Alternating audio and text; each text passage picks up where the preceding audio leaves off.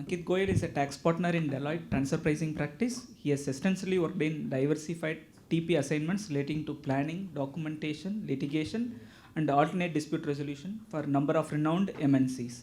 His experience span across number of industries, which includes consumer, power, oil and gas, IT enabled sector, engineering and manufacturing. Ankit is also working on number of APAs, that is Advanced Pricing Agreement, and MAP, that is Mutual Agreement Procedures Assignment. He also played an instrument role in concluding very complex and unique bilateral APAs, the countries which involves bilateral APAs which he handled here is Japan.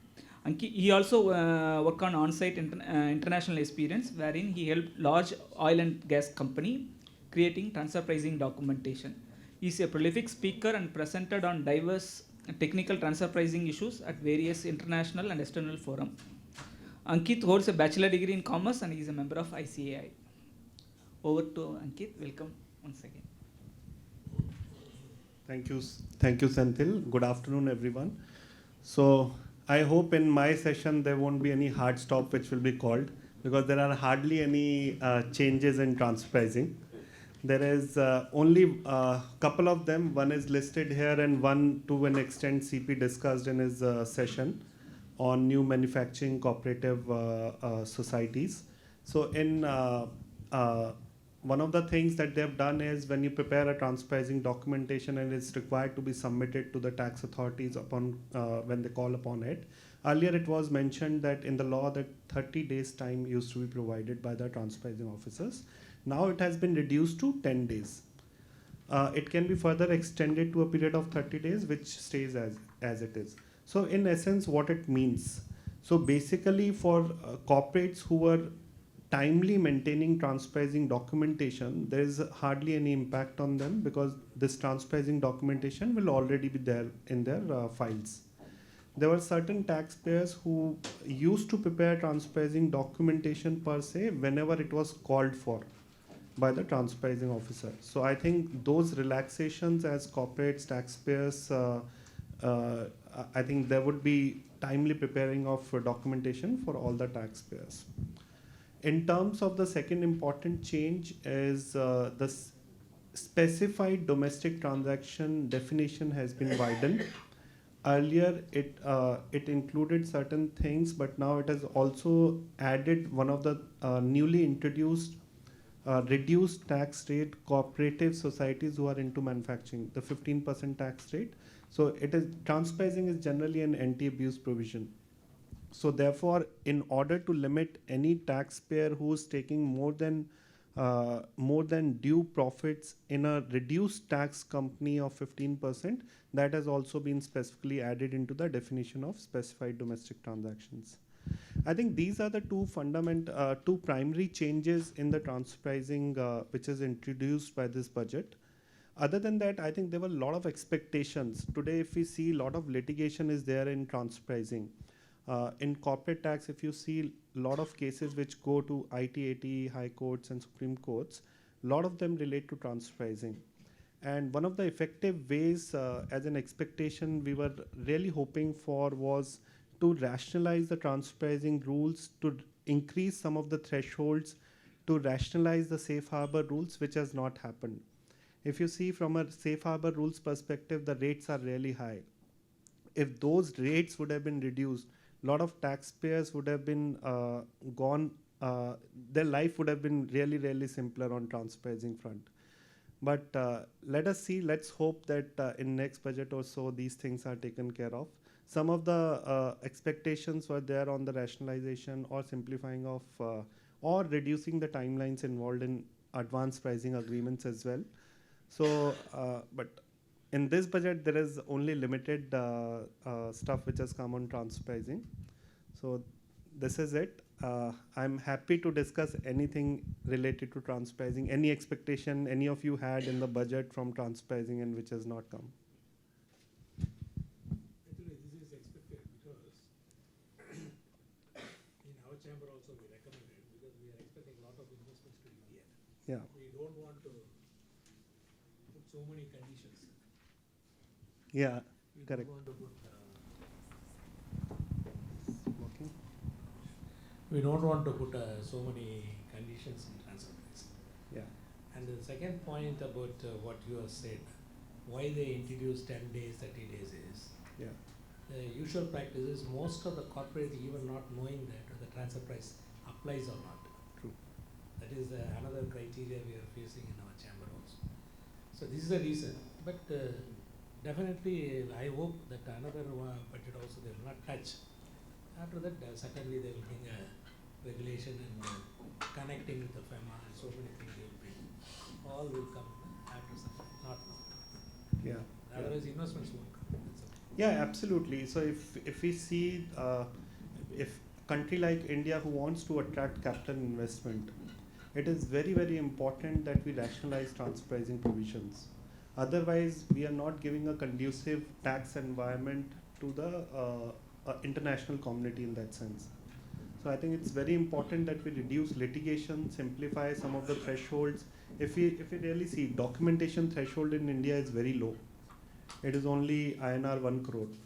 I think this has to go up because 1 crore mostly all the taxpayer.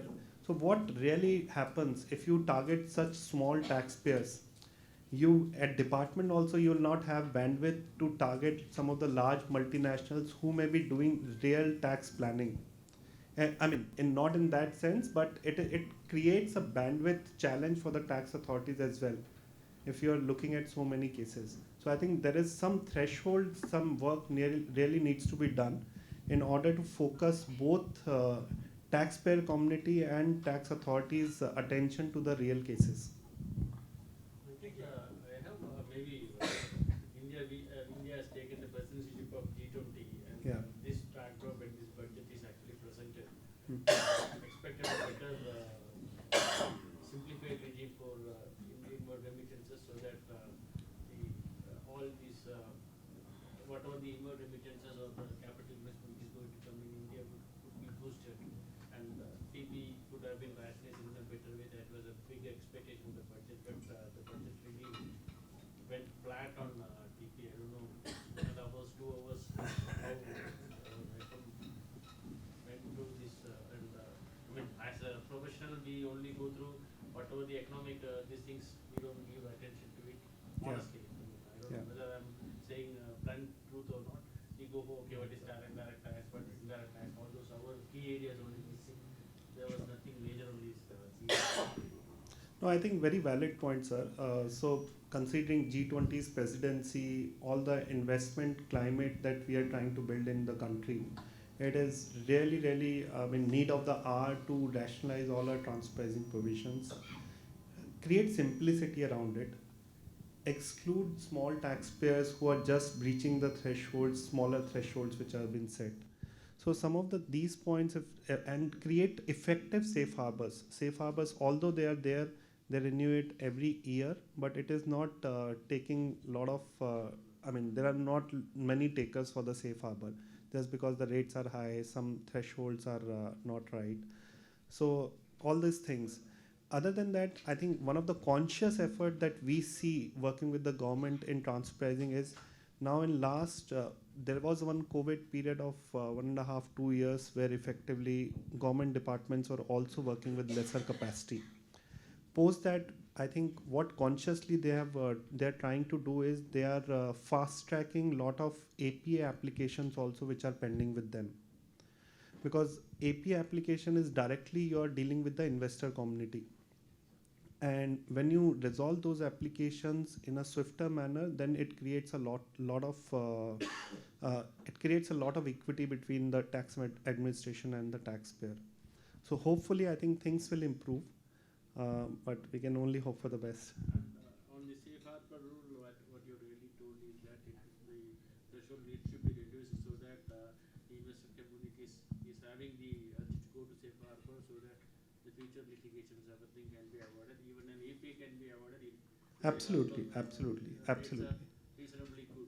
Absolutely. Not going for a complex AP and go for a safe harbor. Absolutely. I don't know how these rates are determined in safe harbor. The government should really focus how a business is done and what is the maximum rate. We are not doing any any black money or Indian business. For a reasonable business, reasonable rate should be fixed so that it becomes more attractive. That was more expected. That is also being. Yeah. No, rightly said, and safe harbor, actually the intention of the government was if we are not doing any due diligence, then let us keep rates couple of 200 or 300 basis points higher than we normally conclude the assessments at. So I think if that mindset is changed, and if you really put the rates at normally which assessments are closed or which benchmarking suggest, I think there will be a lot of takers for safe harbor, and there'll be lot of reduction in this futile litigation, which ultimately taxpayer wins at ITAT. Side point is this is a procedural section. Therefore, this could apply even for the ongoing assessment, wherever they have it. Right? So they could ask for documentation. Yeah. So so from the date concessional tax rate will be applicable. This okay. So this one. Yeah. Okay. You're right. You're right. You're right. This is a procedural section. Yeah. But this is normal. I mean, you will have documents and Yeah, normally 95% of the cases you will have documentation. Only 5-7% of the cases where documentation is not there, you will not get time during the assessment. You will only get 10 days. In practice, we are under the big cup, it's a different issue. Yeah. Two-tier city and three-tier city, you go. Only get a notice they will prepare the Yeah. agent without not applying principal of 15%, 5% they won't apply, and they get into trouble. Correct. Ankit, son, you told domestic transaction limit has been widened something you told. Yeah, so SDT, this is a part of SDT only, specified domestic transactions. The cooperatives manufacturing, this has been introduced within the definition of specified domestic transaction. So need not your other closely connected entity be a non-resident. Between resident to resident transaction is also there, then also it will be attracted. It is in the similar manner as concessional tax rate which was introduced for corporates at 15%. So similarly, since for cooperative manufacturing also 15% concessional rate is introduced, so therefore they want to have this anti-abuse provision of transfer pricing also be applicable to cooperative manufacturing.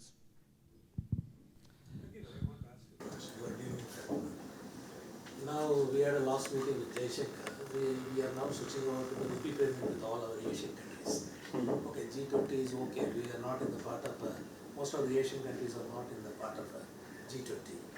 So we had a meeting. So, and we also requested about some sort of encouragement in the transfer pricing concept and other to encourage the rupee payment, which may replace after some time the equals dollar payment. Recently, I am also a senior vice president of Innovation Sri Lanka Chamber of Commerce. We had a meeting with Sri Lanka. Now we almost like that Asian countries we are working. So we replace the dollar in the part of it because every Asian country is struggling for the dollar payments. Yeah. So we are coming out there. We put up our proposal to Jaishankar also to encourage this unwanted transfer pricing concept without understanding, and IT people also still not understanding. Now we become this e-assessment. They never hear also. Only IT we have to go, as you rightly said. So these things are going on. I think in another 1 or 2 years we have a different concept altogether. Yeah, absolutely. I think if we have to boost and invite investors, I think lot needs to be done. Already lot of thought process is going on in terms, say APA is a flagship program of the government. Previously for 1 or 2 years it struggled, but I think there are all signals that it is coming back on track. So government is doing a lot of things, but let's hope that taxpayer community and consultants are never happy with whatever government may do. We will